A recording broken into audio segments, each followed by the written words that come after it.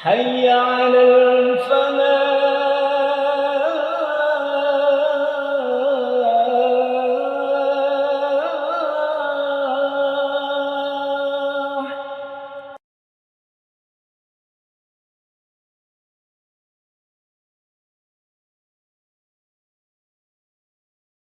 السلام عليكم ورحمة الله وبركاته. الحمد لله غافر الذنب وقابل التوب شديد العقاب ذي الطول. أشهد أن لا إله إلا الله وحده لا شريك له الملك القدوس السلام. وأشهد أن محمدا عبده ورسوله الذي لا رسول ولا نبي بعده. اللهم صل وسلم وبارك على محمد وعلى آله وأصحابه والتابعين أجمعين. أما بعد، قال الله تعالى في كتابه الكريم وهو أصدق القائلين: الذين آمنوا وتطمئن قلوبهم بذكر الله ألا بذكر الله تطمئن القلوب. صدق الله العظيم. Saudara-saudaraku kaum muslimin segenap jamaah Masjid Al-Falah yang dirahmati Allah Subhanahu wa taala. Alhamdulillah, puja dan puji syukur mari kita haturkan kehadiran Allah Subhanahu wa taala atas segala anugerah dan semua kenikmatan yang diberikan kepada kita. Semoga kita bila bersyukur pada Allah, Allah menambahkan anugerahnya kepada kita semua dalam kehidupan kita di dunia. Semoga kelak juga pada kehidupan akhirat insyaAllah.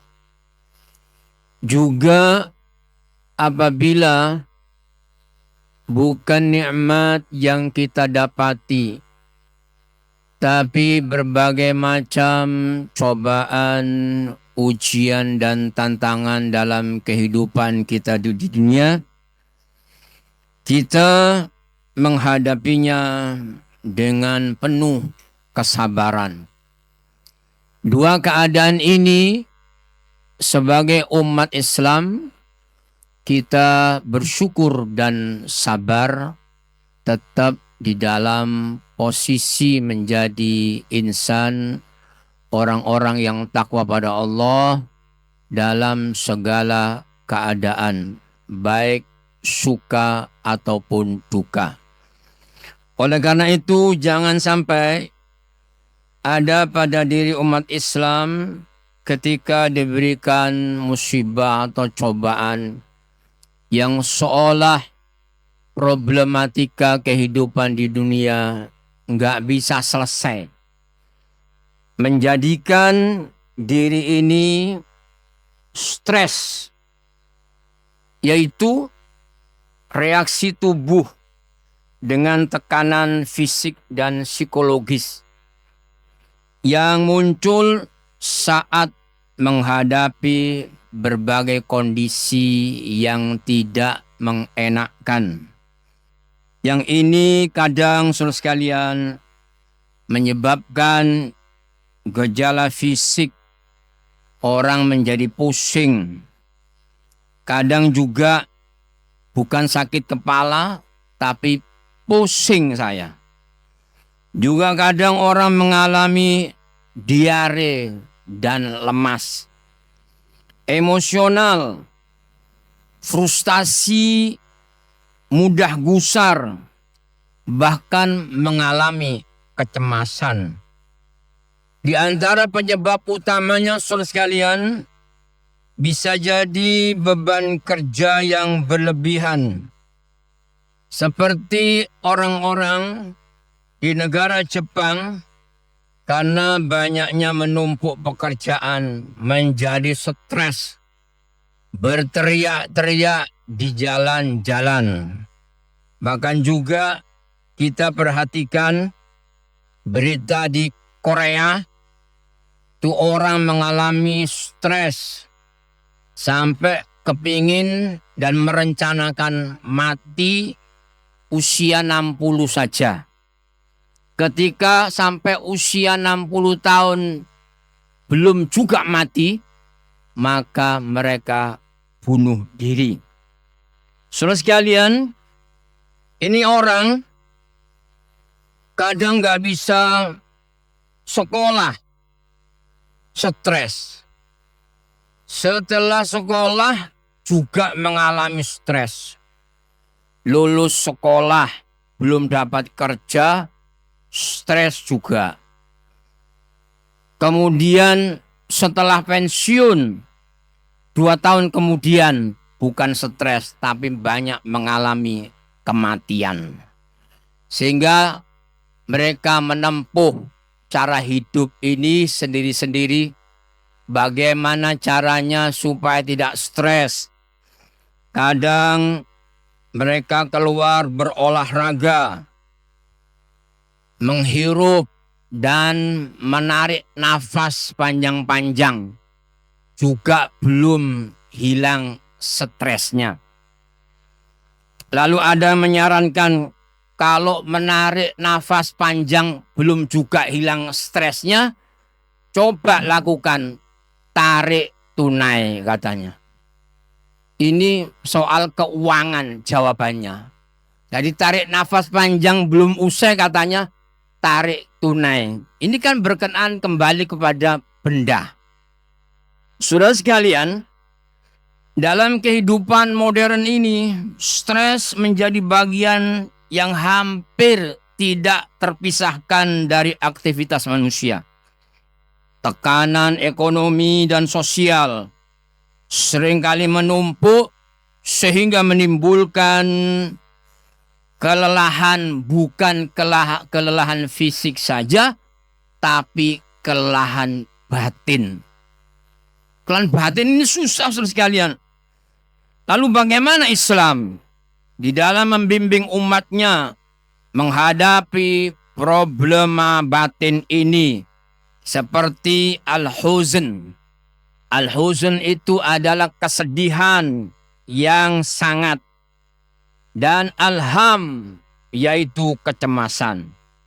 Saudaraku sekalian, ulama menegaskan, di antara Ibnu Qayyim al-Jauzi, dia mengatakan, inti ketenangan adalah terletak pada tafwid, yaitu menyerahkan hasil kepada Allah Subhanahu wa Ta'ala setelah melakukan ikhtiar secara maksimal.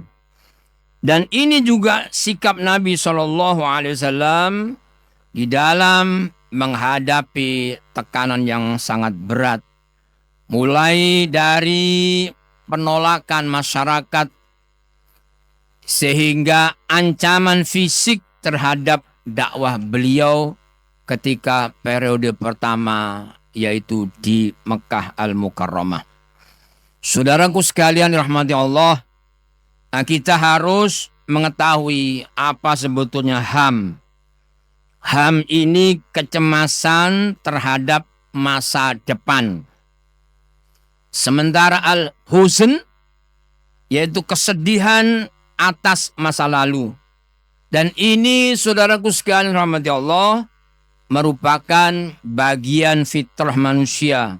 Keduanya ini, al-huzn dan al-ham, jadi masalah ketika melemahkan hati kita dan bisa melumpuhkan amal perbuatan soleh kita. Karena itu syariat Islam menghadirkan perangkat untuk penyembuhan, di antaranya berupa zikir, banyak ibadah, dan menguatkan tawakal pada Allah Subhanahu wa taala. Di kalangan orang-orang yang intelektual banyak lari ke psikolog, psikiater. Yang di lapisan bawah itu banyak lari ke dukun yang katanya tidak apa-apa. Karena dukun itu dibagi dua. Ada dukun white yang katanya dukun putih, dan ada katanya dukun black, yaitu dukun hitam. Saudara sekalian rahmati Allah Subhanahu wa taala, jangan kita terjebak. Karena kata Nabi SAW, man ata arrafan au kahinan. Barang siapa yang mendatangi tukang tilik, arraf yaitu dukun, au kahinan dukun. Lalu kata Nabi SAW, la yaqbalullah salatahum arba'ina yauman. Allah tidak menerima sholat mereka 40 hari.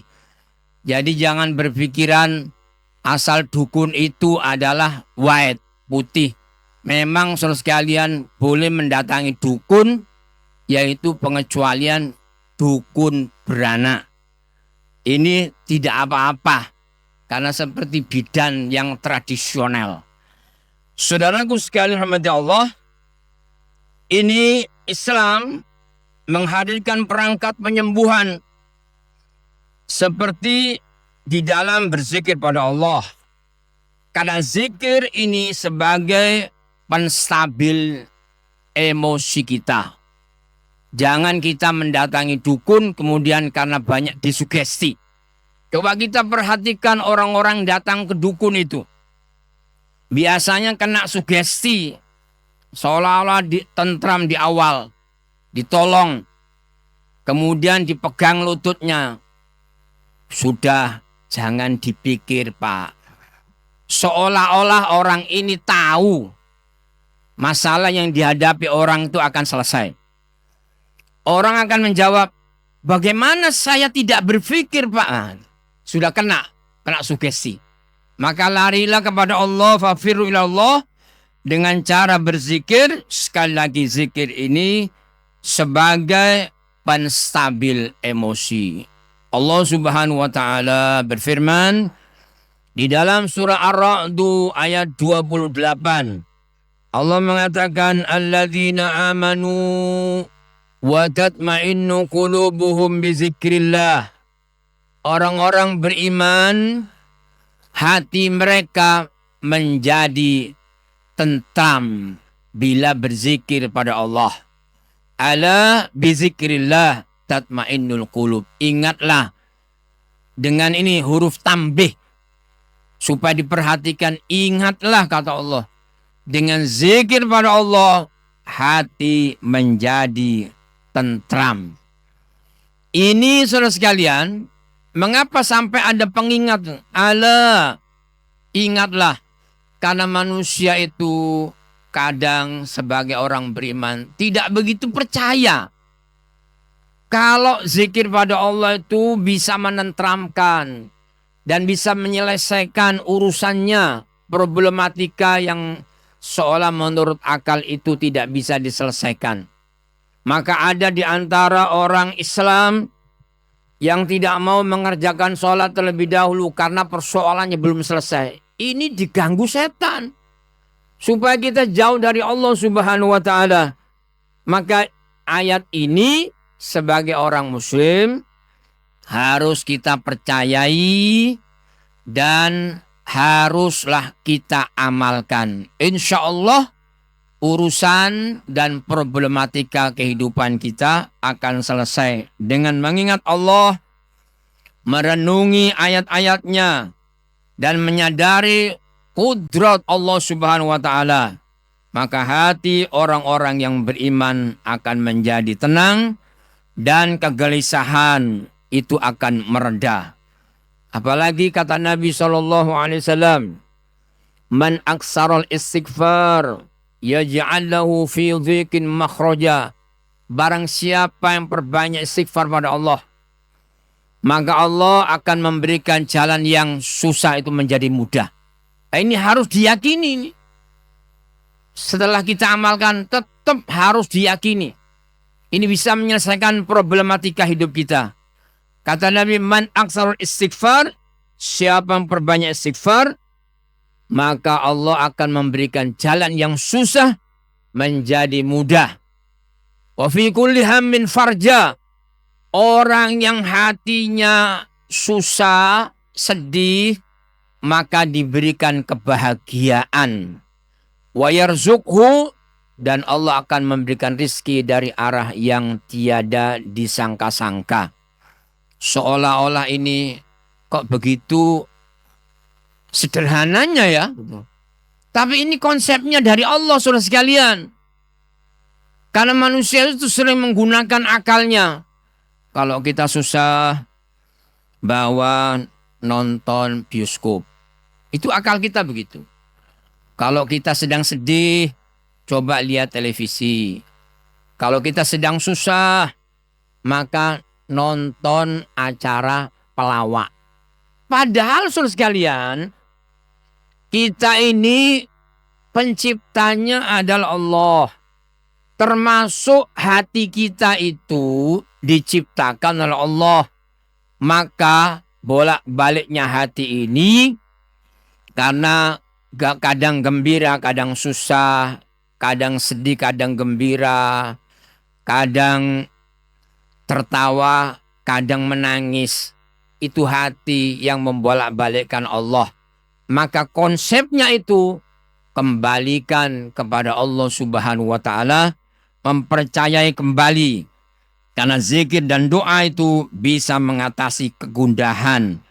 Nabi SAW sampai mengajarkan doa khusus kepada kita di dalam menghadapi tekanan batin itu. Allahumma inni a'udzubika minal hammi wal huzn. Ya Allah, sesungguhnya aku berlindung kepadamu dari rasa cemas dan kesedihan. Wa a'udzubika minal ajzi wal kasal. Aku berlindung kepadamu ya Allah dari rasa lemah dan malas. Ini minta tolong pada Allah. Wa a'udzubika minal jubni wal haram al bukhl. Dan aku minta tolong berlindung padamu ya Allah dari sifat penakut, pengecut, dan suka lupa. Juga berlindung pada Allah. Wa a'udzubika min ghalabatid daini wa qahri rijal. Berlindung padamu ya Allah dari lilitan hutang dan tekanan di dalam hidup ini. Ini artinya apa? Doa ini yang diajarkan Rasulullah sebagai bukti bahwa Islam tidak membiarkan seorang mukmin menghadapi beban hidup sendirian. Doa ini memuat permohonan perlindungan pada Allah dari kecemasan, kesedihan, kelemahan, tekanan hidup yang sangat memberatkan. Saudara sekalian, ada satu lagi yang tidak kalah pentingnya, yaitu sholat sebagai regulasi mental.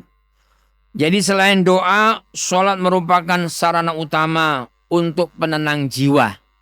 Saudaraku sekalian rahmati Allah Subhanahu wa Ta'ala, mari kita praktekkan. Mungkin selama ini kita belum ada kesungguhan di dalam mendirikan sholat. Terus pelajari, berusaha menghayati seperti sholat Nabi dan para sahabat. Karena Allah, Shadaqallahul Azim, Allah itu benar firman-Nya, wasta'inu bis sabri was sholah. Minta tolonglah kalian dengan sabar dan sholat.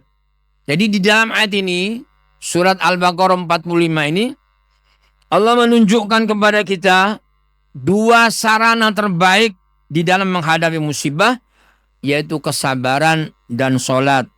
Dan Rasulullah SAW pernah berkata kepada Bilal, ya Bilal, arihna bis sholah. Wahai Bilal, tenangkan hati kita, istirahatkan kita dengan sholat. Ini artinya apa?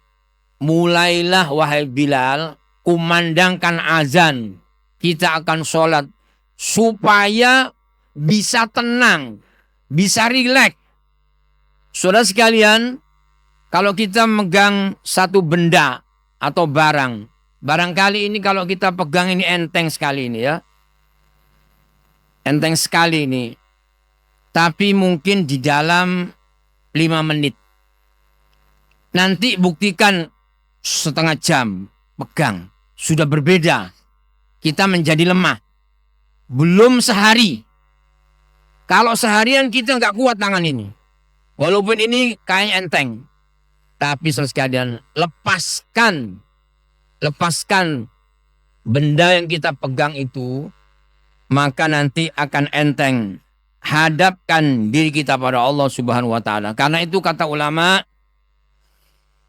idza arada ayyukallimullahu, barang siapa yang ingin diajak bicara oleh Allah, maka fa'alaihi qiraatul Quran. Hendaklah membaca Quran.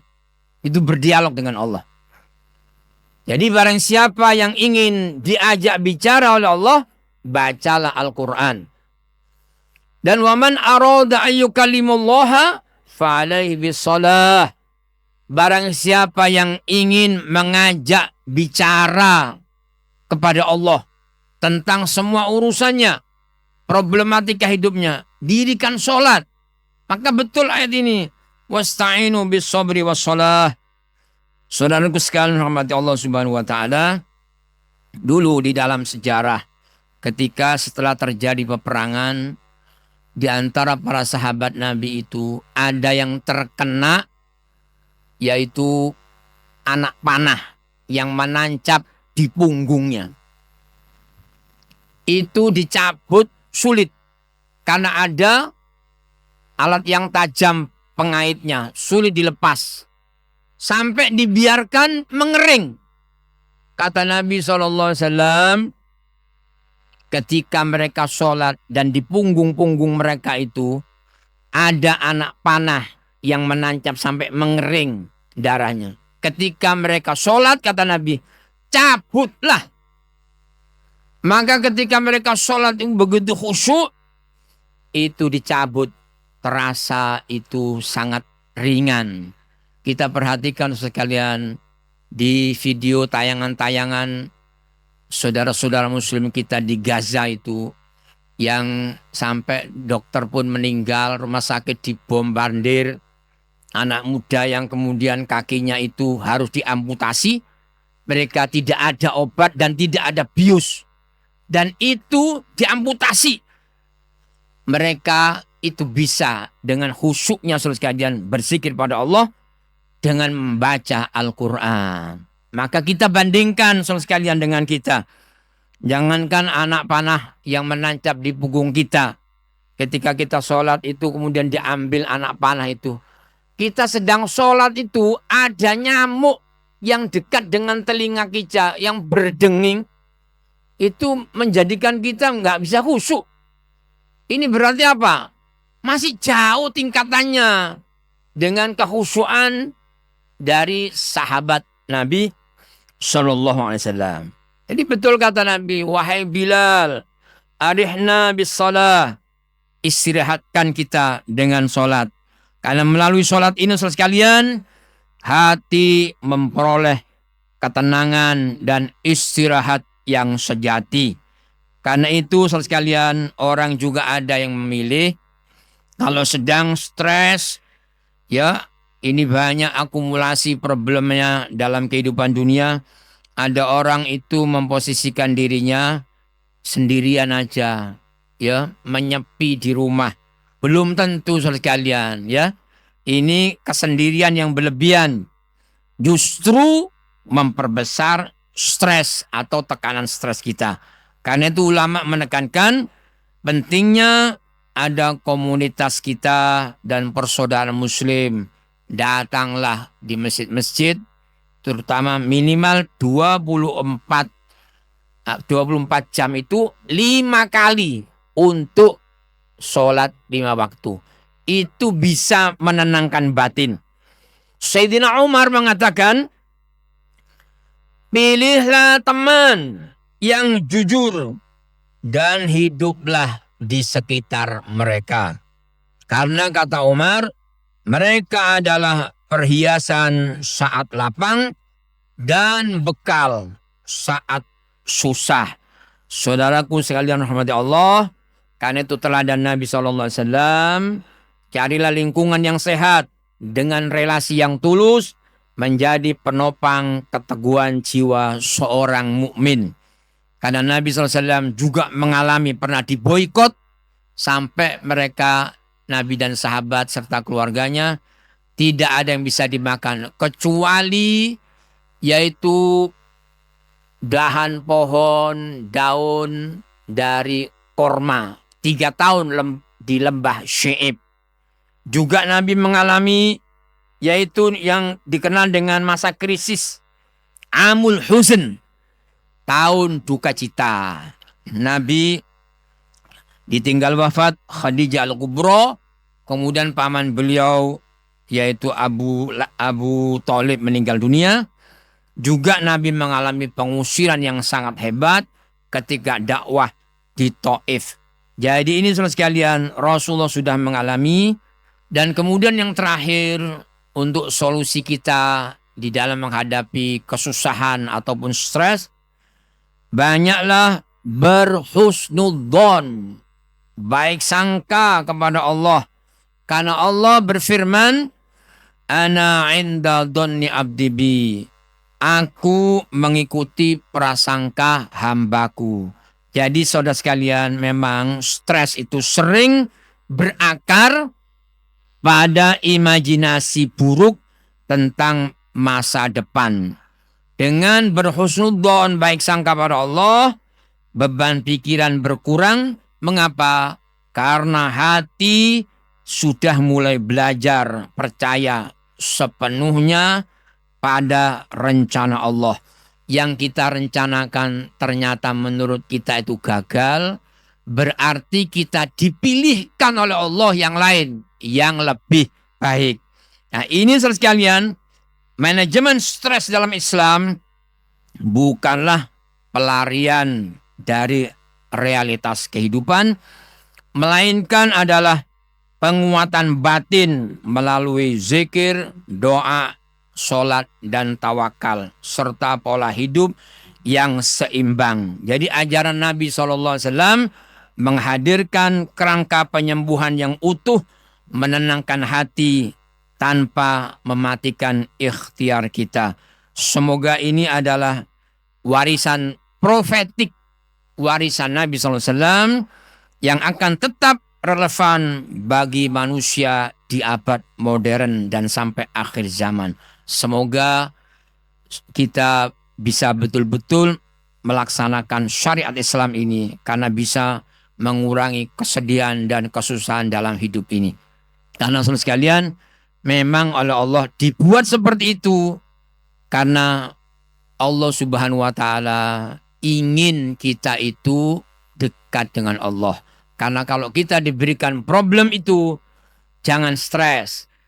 Tapi anak Allah ingin supaya namanya disebut oleh Allah Subhanahu wa Ta'ala.